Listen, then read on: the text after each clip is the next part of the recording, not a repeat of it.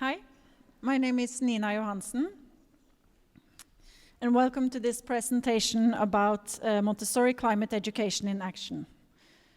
You will also hear from Francesca and Ingrid, and I will start by giving you a little bit of background about the event, why we were there, and what was our focus, and then give you some perspectives from Norway.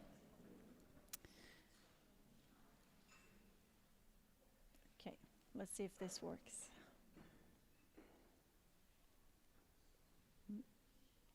Okay. Many of you might be familiar with COP. It's called the Conference of the Parties, and it's also known as UN Climate Conference. COP is the main decision-making body of the United Nations Framework Convention on Climate Change. It includes 198 countries or parties, and the Paris Agreement was a result of COP21 in 2015. So in December 2023, COP28 took place in Dubai, and I believe it was around 80 to 100,000 people attending, so I have to say it's the largest conference I've ever been to by far. And even if this is a conference focused mainly on the climate, they also recognize the importance of education and the crucial role it plays in the work with all the SDGs. And for this reason, at COP28, for the first time, they invited voices from education to share ideas and practices in what they call the Greening Education Hub. So this was a part of the conference. And AMI, in collaboration with Montessori Norway and Montessori for Kenya, seized this opportunity, sent in an abstract, was accepted among many to present, and Montessori got a seat at the table. And I think that's fabulous. Next one, please. So a little bit more background. The Greening Education Hub, the initiative at COP came from UNESCO through what is called the GEP, the Greening Education Partnership.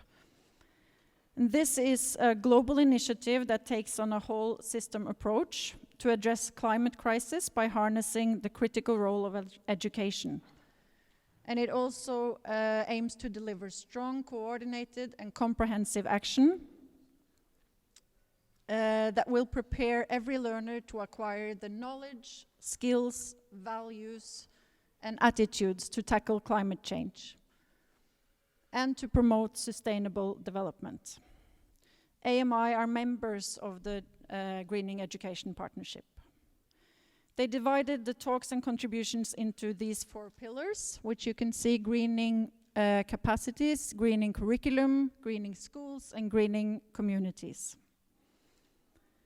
Our talk was presented under the pillar of greening curriculum. In Norway, we have a government-approved curriculum for the age group of 6 to 15, and in Kenya, they have a government-approved curriculum for the age group of 3 to 6. Next one, please. So a little bit about the curriculum in Norway. It's first a little bit about Montessori in Norway very shortly. Every Montessori school in Norway is independent, state-funded, private, but they are non-profit and accessible and open to all. Our Montessori curriculum is government-approved for the age group 6 to 15, and it's valued as an equal but alternative national curriculum. All Montessori schools in Norway follow this curriculum. And as you may imagine, since it's Montessori, it is valued as a green curriculum and focused on sustainability. I will give you some examples on what we consider key elements to succeeding with putting a green curriculum into practice. And I will focus on the age group of 6 to 12, so the elementary. And I will also give you some examples in two areas. It's how we practice an interdisciplinary approach, and also how we practice the skills and values needed to in the face of climate change. So one of the goals of COP and GEP is that all countries and parties adapt a green curriculum. But my question is also, let's say every nation does adapt a green curriculum. Do we in fact have the framework to succeed with putting that green curriculum into practice? And by we, I mean education in general. Through many years of cooperating with the government in Norway and the senior stakeholders in education sector in Norway, I've experienced how traditional schools and their existing curricula structures facilitate an old paradigm mindset about how we do school. The public schools in the public curriculum in Norway is also what we call a green curriculum. However, I believe they do not have the proper framework to succeed in practice, and we see a lot of evaluations from Norway where you can also see that they are not succeeding with an interdisciplinary approach in practice, even if it's stated in the curriculum, and also sustainability teaching, they don't succeed in practice. At least not to the extent we need. Of course, there are some good initiatives. This is not everyone. We still see a rigid division among all subjects, which makes it very challenging for teachers to work in an interdisciplinary way. The public teacher training is significantly subject-focused. The main structure of school is still one class of students, all of the same age, doing pretty much the same work at the same time. And the education is still very much teacher-led and academically focused. And in my experience, these are in fact obstacles to succeed with putting a green curriculum into practice. Next one, please. So I will argue that in Montessori we have a solid link between the curriculum and what we do in practice in the classroom. Our values, our principles, the way we structure our schools, it all forms a whole. So the Montessori curriculum, you have a picture of it there, that's the Norwegian one. And it's not just a green curriculum, but it's actually another way of doing school.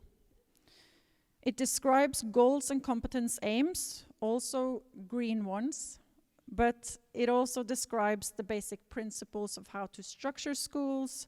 It describes values, how to structure the learning environment, what's the role of the adult, everything you know from the Montessori pedagogy. And it points to key pedagogical principles and values for succeeding. Next one, please. So this might be a little bit hard to read, but I will explain a little bit. I have to say this was made by Madlena Ulrich's sister back in the day. And we didn't have it in English, so I needed to draw it for this occasion. So you can read a little bit what it's about. One of the principles in the curriculum is the principle of cosmic education. And I think this is sort of visualizing the cosmic education. This shows an organic, non-linear curriculum in which we first present the whole, then details, and then return to the whole. We focus on how everything is connected, the interdependence in nature and between all living things, all things human-made and the non-living. And the 5 great stories present this whole, which forms the basis for all further exploration in all subject areas. All the sciences, all the cultural disciplines are linked together through the great stories, and presentations given by the teacher are keys to further exploration. By first giving children a vision of this whole, we aim to help them to understand some of the most important elements of the universe and the responsibility and the role of the human race and the individual.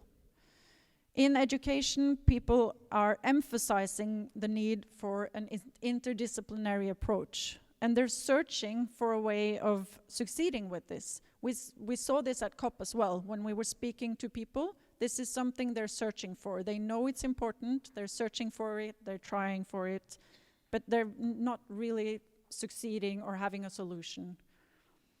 And we know that this works. Next one, please. So why does it work and how? And for the people who was at COP, this was a totally different audience because they had never heard about Montessori, many of them. So we had to also, of course, show some pictures. How does it look? And it looks like this, where the structure supports everything we do. All our goals is supported by the structure of how we do school. We don't divide the days into period for specific subjects. Learning material in all subjects are available at in the classroom at all times. Teacher gives presentation in all subject areas. They are given adapted to the children's age and ability. We have long continuous work sessions, which enables immersion. And details of the great stories are brought up again as key presentation to help children deepen their understanding. We use a lot of timelines, visual charts, experiments, storytelling, concrete hands-on learning materials, and so on. Next one, please. And children are also in mixed age classrooms. They work independently together and with the teacher. They keep a journal of their work, and teachers use observation to guide the children in their development. And this environment is not only interdisciplinary, but it's also perfect for children to develop the skills needed for facing climate change and education for sustainable development. This environment helps them develop the critical competencies, skills, social and emotional awareness, and they get to practice, they get to do all of that. And they need to start at a very early age. So they need to do it all the time, and we also see this is a challenge in the public educational system, that they bring in programs and things. It's not a part of the regular, everyday thing they do to practice these skills. Okay, next one, please. So finally, for my part, my conclusions and takeaways from the COP experience. Well, first of all, we need to overcome silos. That's a big obstacle for many, and we see that things are still very much in silos in education. And it's not enough to have a green curriculum with competence aims about climate change. Everyone is talking about and searching for this whole school and whole system approach, but they don't necessarily have the answer for what that approach is. Montessori provides a pathway, we believe, to achieving education for sustainable development, and can and should influence the traditional education. We all need to communicate this, both within and outside the Montessori community. We saw a lot of interest at COP for the Montessori practice. And after I came back from COP, I was asked to speak at the university about this, about also sustainable development. And so the word cloud at the end there, I was speaking for teachers at the university who was doing some further education. And I asked them, what do you see as the largest obstacles to succeeding with green curriculum or a greening education? And this is what they answered, and I will translate a little bit of it. They said resources, competence, knowledge, time, money, economy, planning time. And this tells me that they still think that education for sustainable development is something that they need to do on top of everything else. It's not a part of what they do on a daily basis, and that's why they're not succeeding, because it takes extra money, it takes extra time, it takes something extra effort. They don't know what to do, so they need to have some different courses or something. It's not a part of their teacher training. But it is in Montessori, and I think that's why we provide something that is more successful, because it is a part of what we do. It is a truly whole school approach and whole system approach, and everything is integrated into what we do. So it's evident to us that in a green curriculum, all good intentions need to be supported in a holistic way throughout every aspect of education, and the solution needs to occur as part of the daily life of children on a regular basis. And by that, thank you, and I will give you Francesca and the Kenya perspective.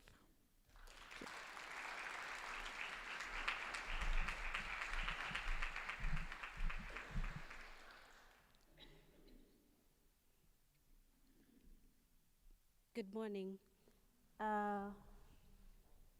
My experience at COP as well is that most of our curriculums, and also the one in Kenya, it has components of sustainability, but how to practice is still takes a long way. So I am going to talk about how we have been able to try and support the Montessori schools and the children to be able to become sustainable. And we, in 2007, after the post-election violence, when IDPs moved to Nakuru, 2 schools were built to support the children living in the IDP camps. One of them is in Nakuru, within the outskirts of the city, and the other one is about 20 kilometers out of town. And over the years, since 2010, we've had over 2,000 children who have been educated at Corner of Hope. And at the 3 to 6 level, we have 120 teachers, more this year, who have been trained from the IDP camp and have been, and they are teaching in Kenya, in neighboring countries, as well as so many countries around the world. In 2018, we also graduated the first 6 to 12 national elementary level in Kenya, and we had 27 teachers. And in the same Corner of Hope school, we have the first elementary school in Kenya that is functional, and our teachers teaching in the school as well as in other countries as well. And this has also, this school has inspired other communities, and we are working with a local foundation in Samburu, within the Samburu community, and now in the 4th school.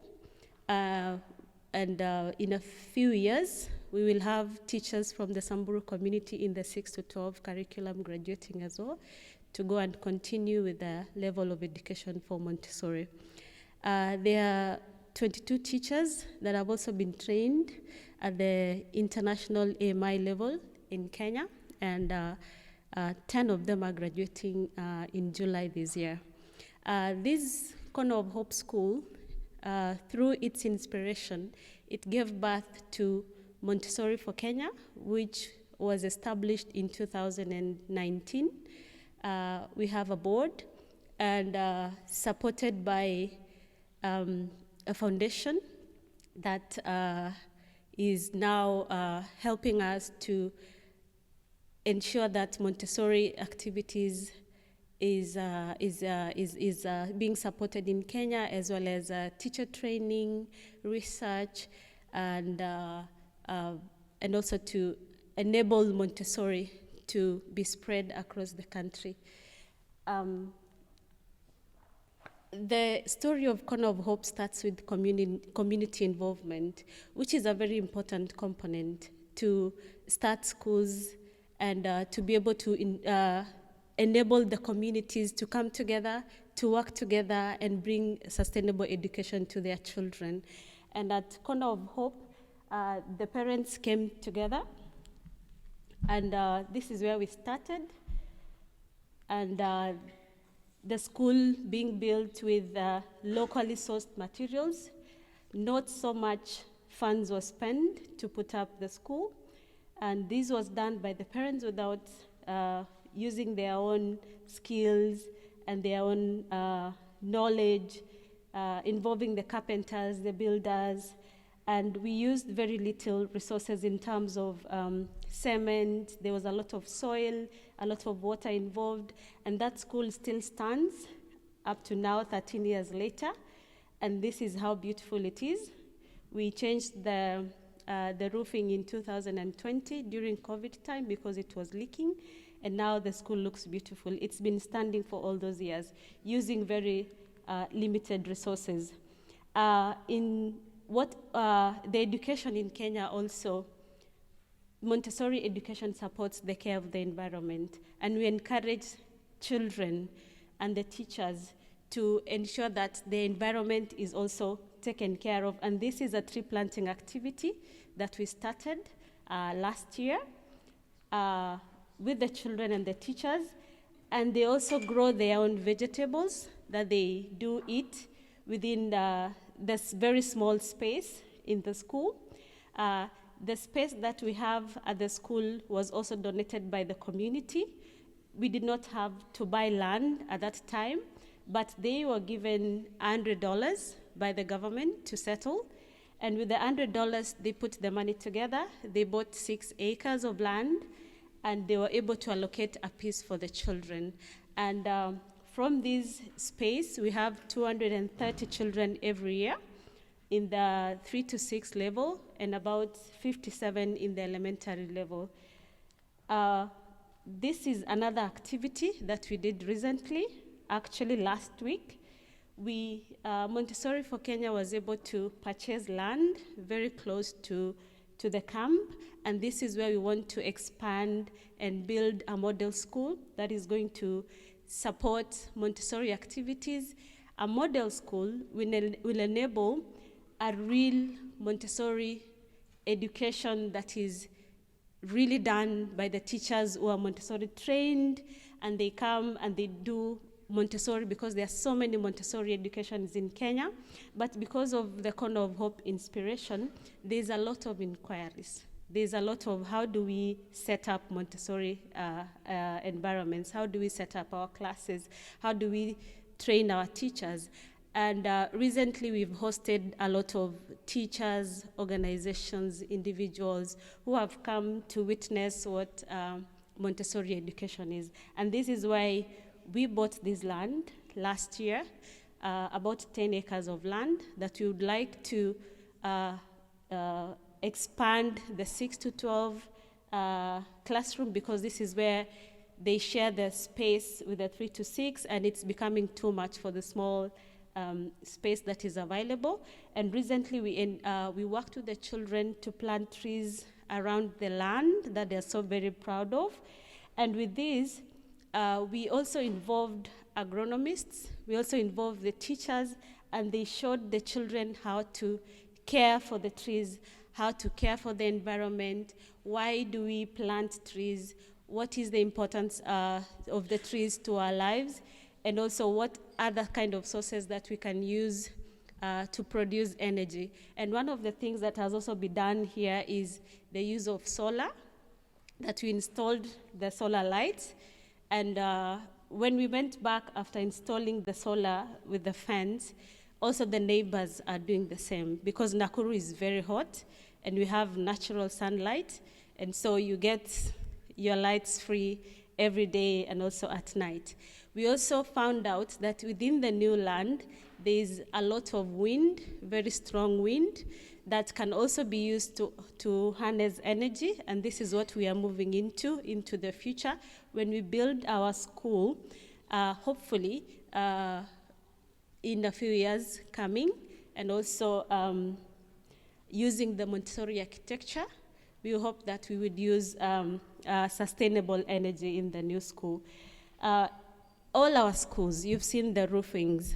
We don't have water that is provided by the municipality or the government in Nakuru, and we depend on rainwater. And this is what the children, we collect the water and they use it for drinking, for washing their hands, And this also helps with their health because the children come at a very young age. Sometimes they do not get meals from their families, and they come to school. So we take them from very early ages, from 2 years, 2.5 years, and they come and stay with us until when they are 12 years old. So each and everything that is used in the school goes back to the little gardens that they have.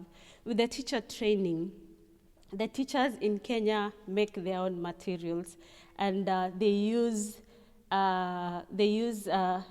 locally sourced materials. And in some communities that we've experienced, like East Pokot, we have teacher trainees from East Pokot and also from Samburu. They do use what they know. And one of the things that we have is that these communities are the beading communities. They use beads in everything. So it's very relevant to them in the Montessori education because there's a lot of beads involved. And something very interesting, when I was coming with our teacher from Samburu, and she was making her own beads very naturally in the plane, and she was saying by tomorrow it will be finished. So they make their own materials, and they go and expose it to the children in the environment. The teachers, this is a teacher from East Pokot, and we discourage the use of paint because paint is not good for the health of the children. So we're now using very good wood for them to make their materials, and just use the varnish, and the classes look beautiful at the end of it.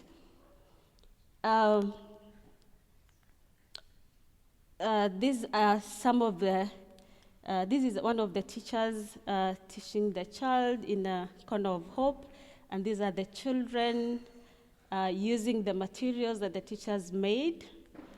I would also like to talk to you about the second initiative, which is in Samburu. And Samburu, Kenya generally, the northern sides of Kenya, we experience the harshest climate, or the harshest times during summer and also during the rainy season. And what happens is we get very high temperatures in summer, and this year we recorded 45 degrees in Pokot for the first time. And when it rains, they are mostly also affected because they live within the plains, so there's a lot of flooding, and sometimes it takes you days to move from one point to the other. So these communities are the most affected by the climate change. And as well, we involve the community as we begin the initiatives from all the initiatives in Kenya. This is the Samburu community when they first started their Montessori schools, using the beads for their materials. The parents are involved in all those. This is one of the classrooms that is now complete, and they do have their classes in tents. One of the reasons is because it's a nomad community, and when there's no pasture, they move to another place to look for pasture for their animals. And sometimes there's also insecurity that they have to move from one place to the other. So the teachers have been trained with their materials. They're able to move in with the parents from one place to the other. And this is one of the classrooms that has been set up, ready anytime. If the community moves, they can move with their tent. If you come to Kenya, teachers teach within the four walls. They rarely go out. But one aspect that that is a part of the training is the use of what is available, what is next to you. And we do involve the children, the teachers, to use what is available. It gets very hot, so they go outside. There's no need to stay in the classrooms. That is one of the teachers in Samburu as well, working with the children. The other one is the use of the local language with the classified cards. They are available on the AMI digital. Those trees were not cut, it fell because of the wind. And the children are also using it outside with their teacher. This is storytelling time. East Pokot community as well is a bidding community in the northern side of Kenya. It's also nomadic. East Pokot is special. It is one of the tribes in Kenya, or the community in Kenya, that is an enemy of all the tribes around them. They are very small, but very aggressive. They also get the harshest effects of climate change. It gets very hot. It gets very dry. Nothing grows there because the soil is salty and the water is salty. So to get fresh water is also a difficult thing. So for them to adapt, they have to resort into ways of surviving. What we do also is to encourage them, because once they move, they don't value education. Their children, most of the time, by the age of 2 years old, they are very independent. They're looking after goats, running, taking care of the young children as the parents move around. And we involve them and show them how Montessori is beneficial to their children. And once we do that, we also involve them in the construction of their schools. This is part of the community involvement in 2 different areas. Of a very new school called Nasal Tuko that we supported with the construction of the school. This is Pokot in January. That is one of the teachers engaging the children under the tree. This is the community when we talk to them about the importance of education, and they collected rocks as their contribution so that we can begin the foundation of the school. This is a community in Nasal Tuko, and also what they did was they built houses for the teachers because there are no houses for teachers to settle in, so they built the traditional houses for the teachers who are now living next to the school. And what we also did here is the use of the soil brick method, where a lot of soil was used, very little cement and a lot of water, and it was pressed and cured. And this process takes about 21 days. But once the school is constructed, it's very strong. This is the school that we are talking about in Pokot. You can see the windows are bigger and lower for the children, and the same bricks has been used to construct the school. So it's really easy to use what is around them without moving from one place to the other to get the materials, especially in towns. So the community now has a school. Those are 4 classrooms, and they now have about 120 children in the Montessori classrooms. There are 2 Montessori classrooms and 1 grade 1, because we found that some of the children were too old to be in the 3 to 6 because they get to school very late. So some of them were 9 years, 10 years, 11 and 12. So we were able to help them to move to the next grade. These are children in Pokot.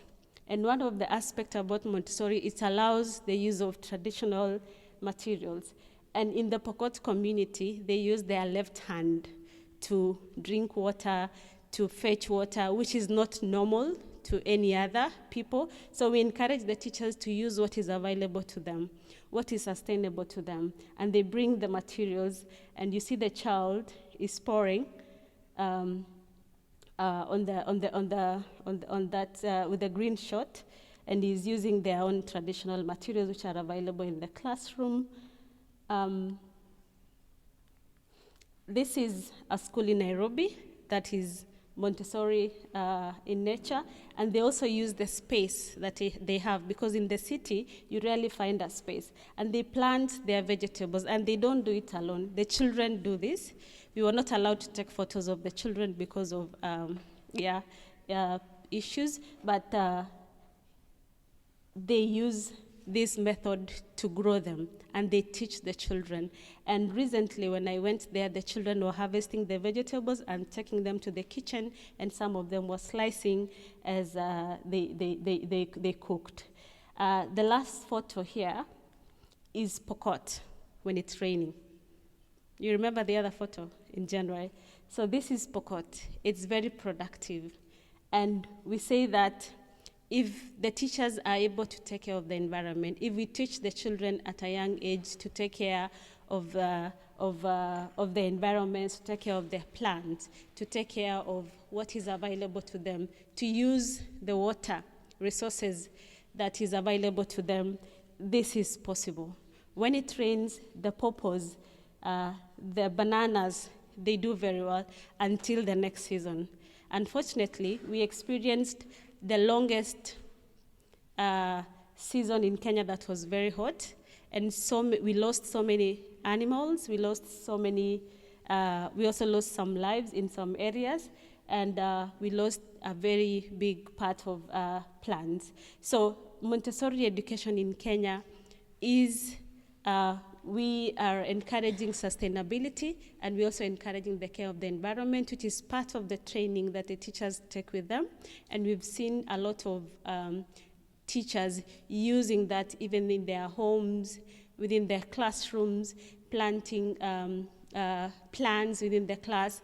You do not go to a Kenyan school, especially the public schools, and find a single plant. But if you come to a Montessori classroom, there's always a plant and the children taking care of them. So education at such a young age that is encouraged will help the children to have a different mindset on sustainability, on how to improve their lives and the lives of their parents, and how to impact the whole society. So this is what we do with Montessori at Kenya. Thank you very much.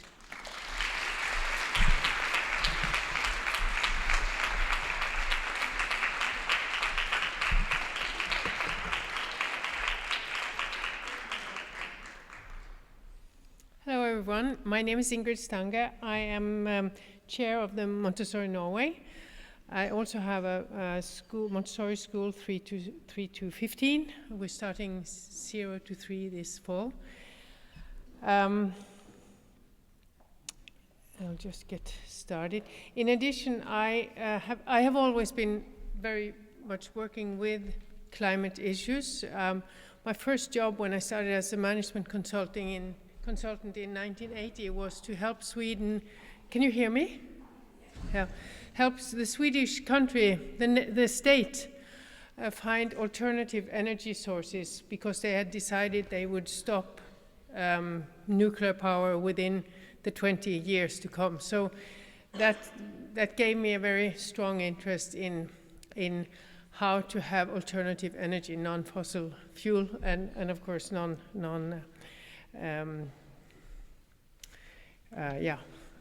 sometimes the words fall out. But climate has been an issue for me all the time. I've also started a foundation called Partnership for Change, where we work with women empowerment and poverty reduction. We focus in Ethiopia. We've also built a number of 0 to 4 early childhood care and education centers. We call it Montessori inspired because I don't dare to call it Montessori yet.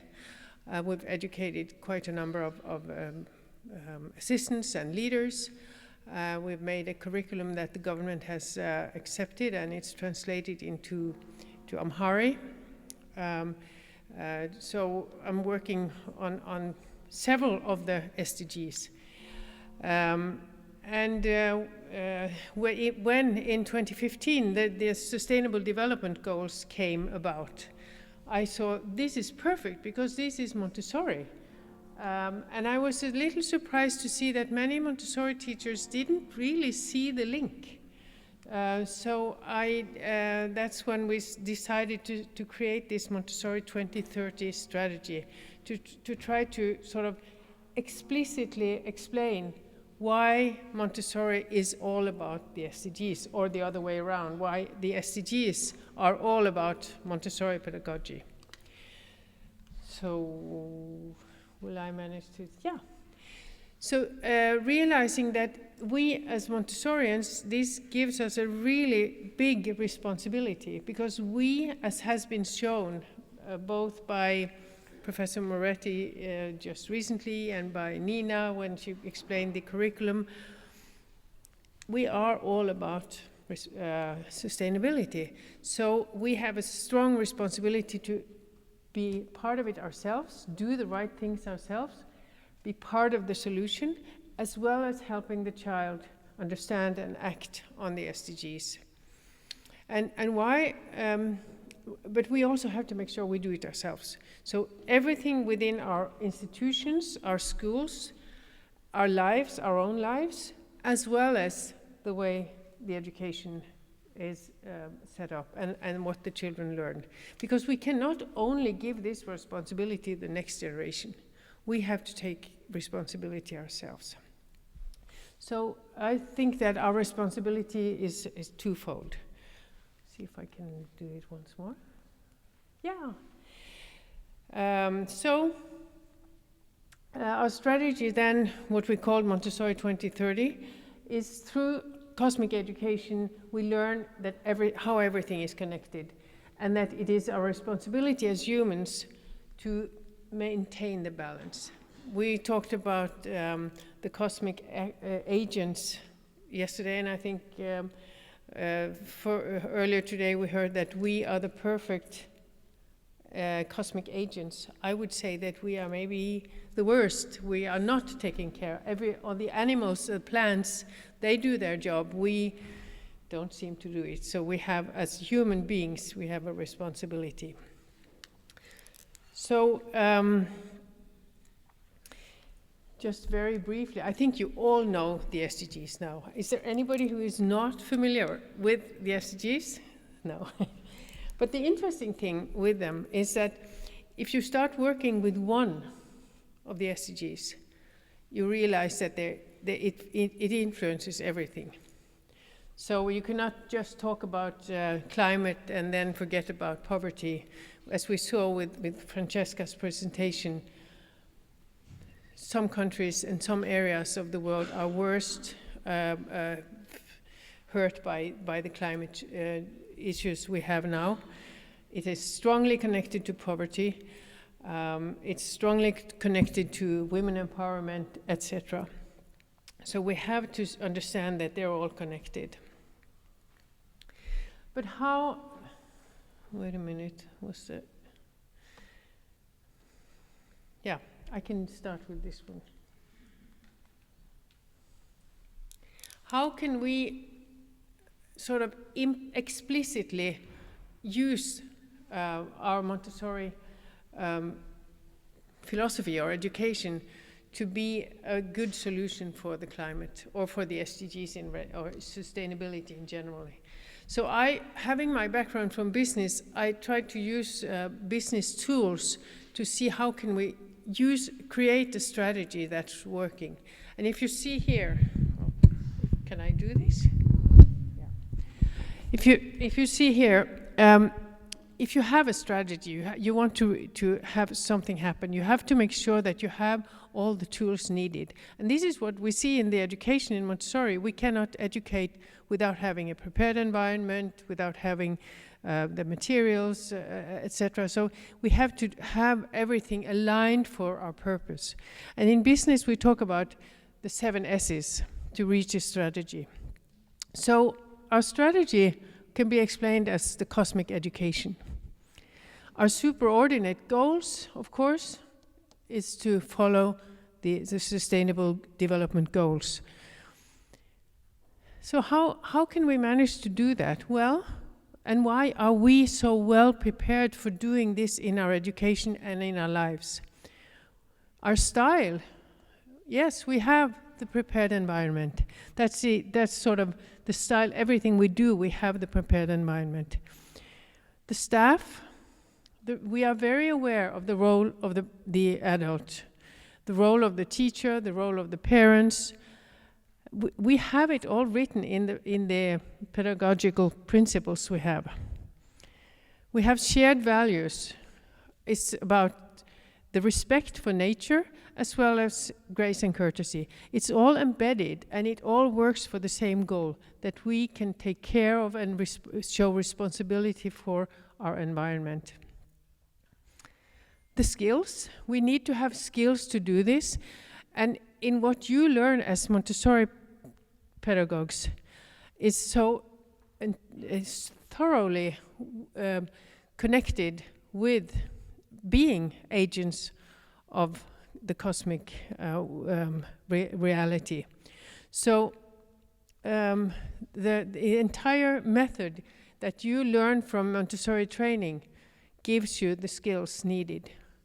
And of course, again, the materials can be explained as the system we use to succeed. So as Montessorians, we really have all the tools needed to reach our goal or our superordinate goals as to be sustainable. Yeah, this is the one I use. And how can we sort of then be active parts of the solution? And how can we include this even more explicitly in the education? Because it is implicit in everything we do, but we just need to be aware of making it explicit. So if we define, in business you call this a value chain, how to get from one area to the goal. So the first thing we do is, okay, here are the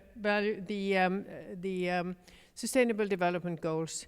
So if we take climate action, which is number 13, and then you define as a group, as teachers, as a group of all the staff in the school, all the children in the school, and maybe you might also include the parents.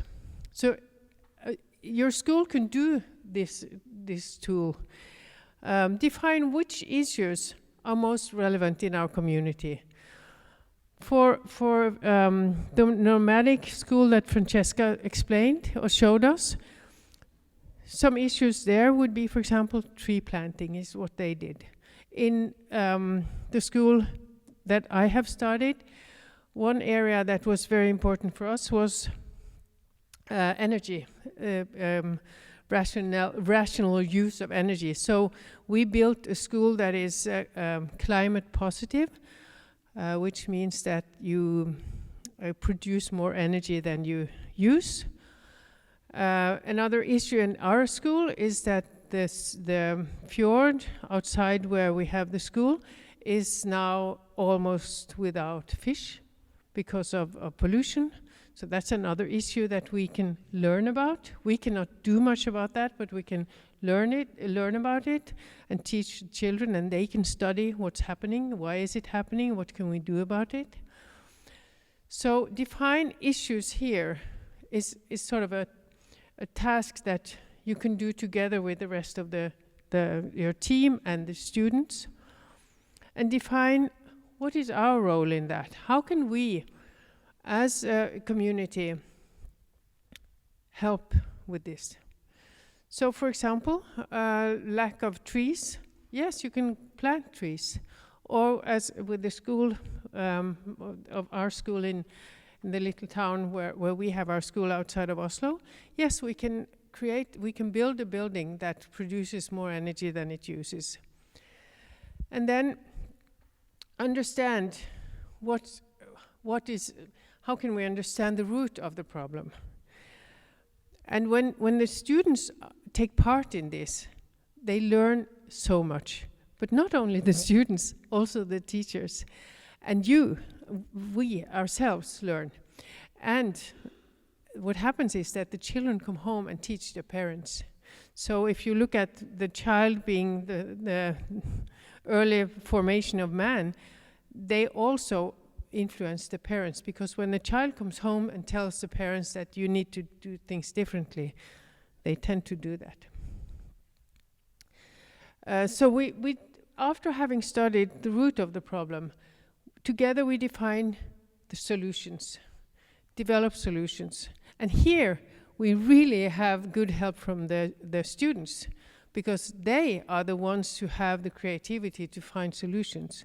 When we built the school in our little town, we had the students taking part in the entire process of having architects and technicians to draw the school, and they were part of it, and very often the solutions they came up with were the ones we used.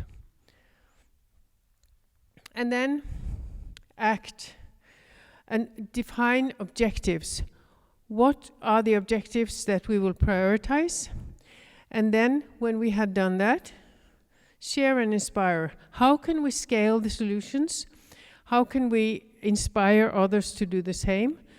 And that's through the local community. Of course, you cannot ask everybody to build a new building, but you can ask, it can be many other things that you can share, tree planting being one example.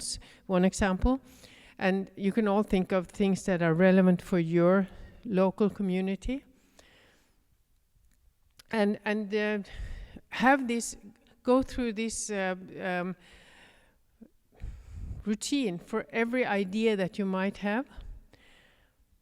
And that, because that creates a new thinking. It makes the teachers and the pupils and the parents more aware of what are the possibilities.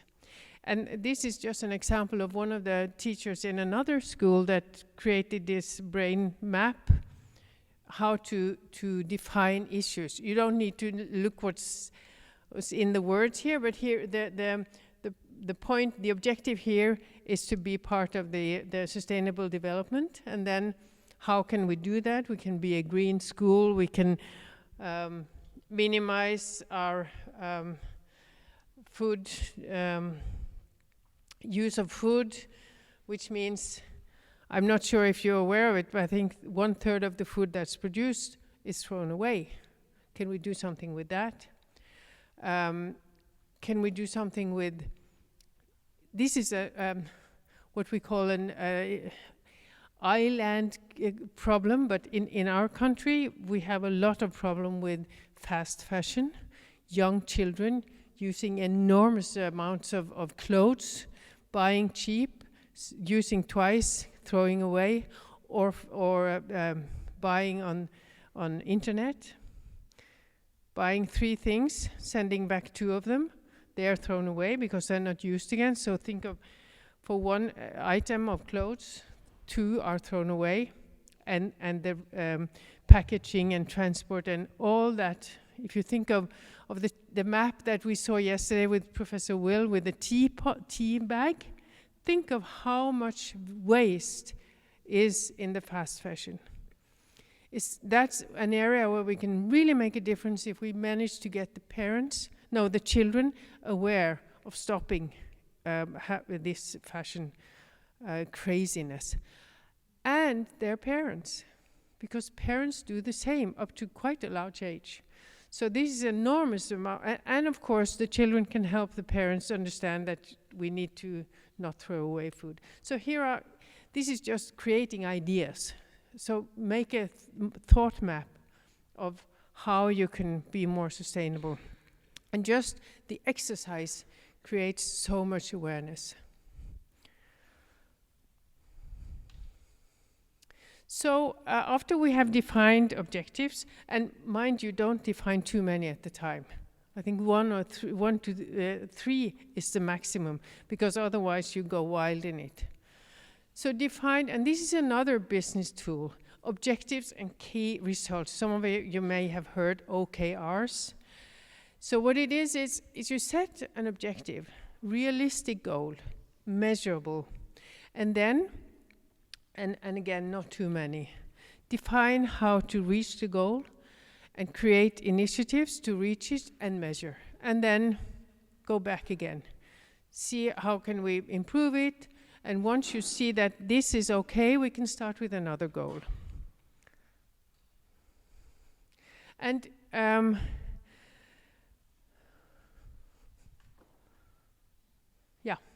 so this was the climate action example. You can do this with all the others also. And when you do it, you will see, for example, if you think about not throwing away food, that will create a lot of support in other, Yeah. Yeah.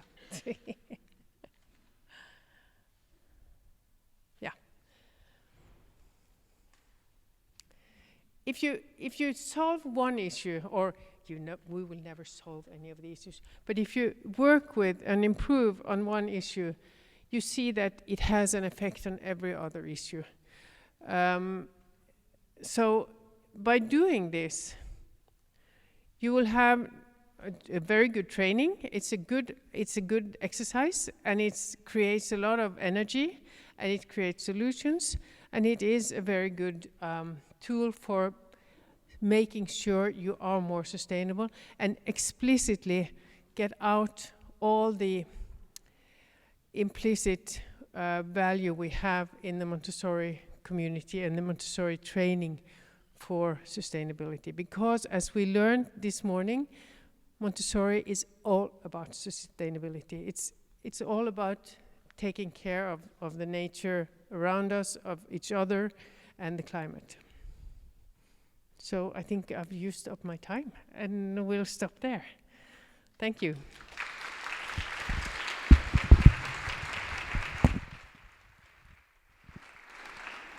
Thank you very much, Ingrid and Nina and Francesca. We're about to go for lunch, but I think we have time for 1 or 2 questions. Yes.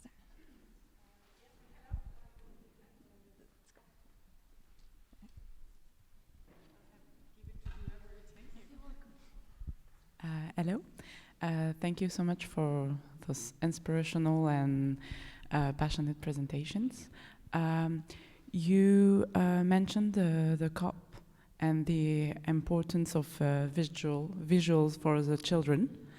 I wondered, does the COP created documentation to share with the children in order to communicate clearly and illustrate the environmental challenges? Or did you create your materials, your pedagogical materials all by yourself in your schools? I don't think, I mean, there is so much existing material, both within our own Montessori material, but also the UN. If you look at the UN SDGs, you will find a lot of very, very good material to explain the Sustainable Development Goals in all languages. Oh, great, thank you.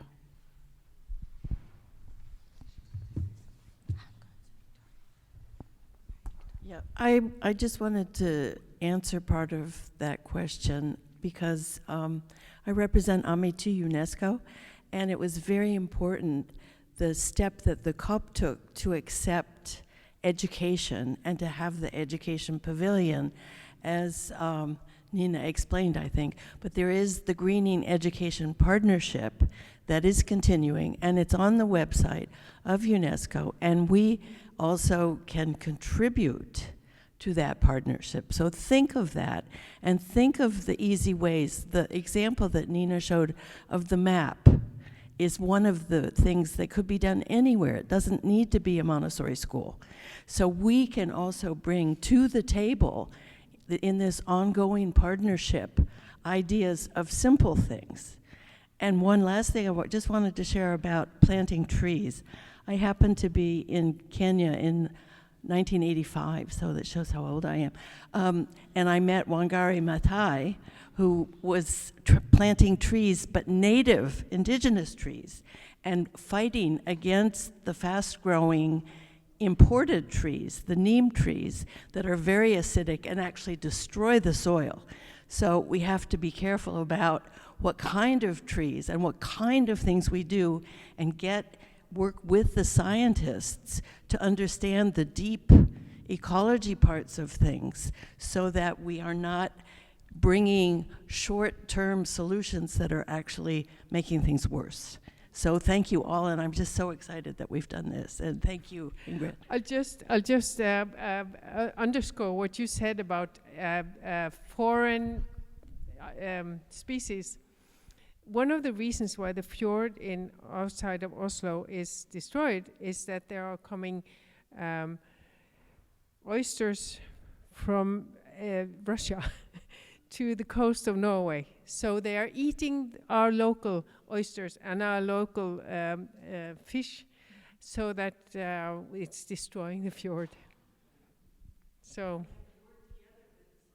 exactly. Mm. Yeah, just to add on what Victoria says, we have a tradition in Kenya since I was young to plant trees. When I was in primary school, I planted a tree that is still in my school, and it's an indigenous tree. Where we bought the land in Nakuru is bare. We get all the wind from the uplands, the south, whichever place. And one of the things that we engage the community and the children at Corner of Hope is, what do you want our school to look like?